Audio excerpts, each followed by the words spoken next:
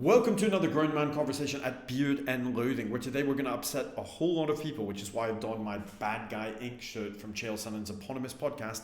Let's get right into it. So if you own a Grand Seiko spring drive watch, you're probably an introverted guy who hangs out at the periphery of parties and looks at the calming dial of a snowflake. I have no problem with any of that.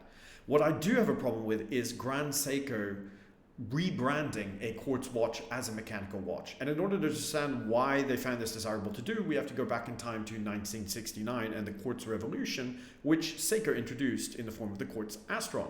Now, this was an enormous disruptor in the watch industry, from which the watch industry took decades to recover. At the time, owning a top-tier Rolex Saputo chronometer watch was the most accurate way to tell the time, and it was 100% mechanical. And suddenly there were these inexpensive electronic watches that were quartz regulated that could be obtained by anyone and were largely more accurate than even the best timepieces. They only gained or lost about 15 seconds per month, whereas some mechanical watches gain or lose that per day. So this was obviously very attractive to a lot of people, and it took a long time for people to realize, well, wait a minute, I want the height of engineering for something that's purely mechanical, and I find that a purely mechanical watch simply has more soul. And there was a kind of return to form and a return of interest for these purely mechanical Swiss watches. So in comes Seiko with the spring drive. And the spring drive is a rebranded quartz. It is a quartz regulated watch with a mechanical veneer on top of it in order to try to straddle both worlds. In order to understand that, I'm going to show you a spring drive movement which is being assembled. And what do we have here on the bottom of the screen? Why, that is an integrated circuit. You may be very surprised to see a mechanical watch with a circuit board in it, and you should be, right? So instead of an escapement and a balance wheel regulated the time, what you have is a glide wheel that is being assembled here and is regulated by a quartz crystal which is oscillating, and an integrated circuit. The integrated circuit already knows what time it is. Its job is to measure a second. And if that glide wheel exceeds 8 turns per second, it breaks the glide wheel, the appropriate amount, to return it to 8 turns per second, which is how this watch tells time. But at that point, once you have an integrated circuit that is quartz regulated, that knows what time it is, any mechanical elements that you put on top of that circuit are superfluous. They are aesthetic. They are there to fool you into thinking that you have a mechanical watch.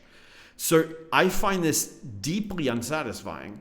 If I am to wear a mechanical watch like this one, I'm doing it for largely romantic reasons. I want something that is the height of engineering that is possible without any sort of computing, without any sort of silicone, unless, we're talking about the silicone hairspring or something, right? I don't want a watch that is essentially a quartz watch which has been brilliantly rebranded.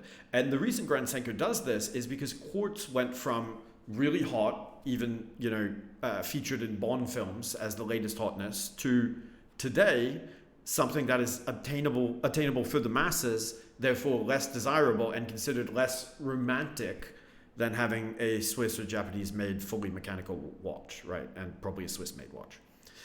So I'm not overly enamored with the spring drive, is the bottom line. I don't want a circuit board in my watch, but maybe you do, right? And if you do, there's a lot of great options there, right? You could get a Mr. G, which has analog hands on it.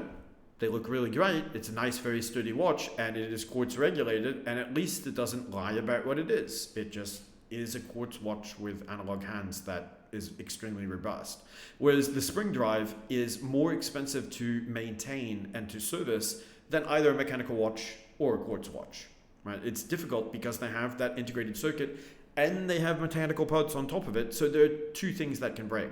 It's not a particularly robust watch. So you have all of the downsides of both worlds, right? You have mechanical parts which need maintenance and servicing. You have quartz parts which potentially need maintenance and servicing. You have a watch that's not particularly sturdy, and you have none of the romance and none of the kind of horological history that goes with owning a purely mechanical watch. So it's not the best of both worlds, it's the worst of both worlds.